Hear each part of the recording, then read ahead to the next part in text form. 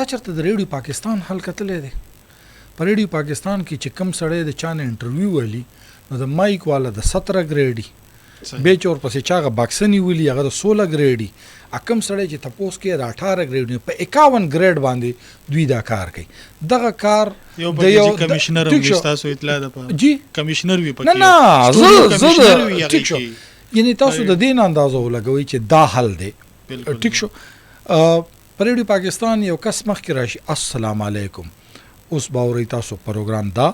د پروګرام پروډوسر دی دا د پروګرام کوربه دی دا ټیو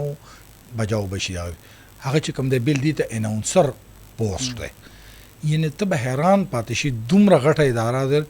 ما خو چرته چې کوم د دنیا په غټو ریډیو سټیشنو کې چې کوم ما چرته دا قسمه سيزونه دومره عمل ما نه لیدلې چې د دوی لپاره څومره د دوی لپاره برتي شوی ده. تاسو د دین اندازو لګي دا حال یوازې دلته نه دا حال د پی ټی وی هم دی ٹھیک شو. دا حال لکه د سرکار د خبر راټولولو لپاره ګوره ریډیو پاکستان ای پی پی پاکستان ټلویزیون پختونخوا نه پی ای ډی ورګه پی ان ډی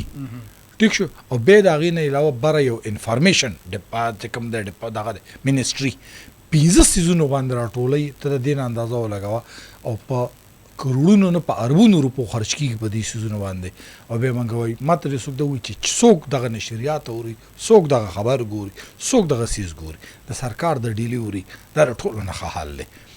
کم کس چې د یو عام وړوکی ریډیو چینل زبده دا نه هم چې دا د سونو والے کې چې سونو سره وسایلی په دې خبر پختونخوا کې موږ سره وړي د اف ام ریډیو دی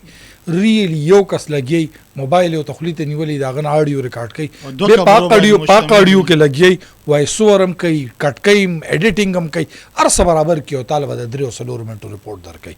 ماته دا وې دا سي چرته په ریډیو پاکستان کې څومره پغوته ویل چې یو ساوټ علي ساوند آن ټیپ نه دا یو ساوټ د پر 51 ګریډ لګي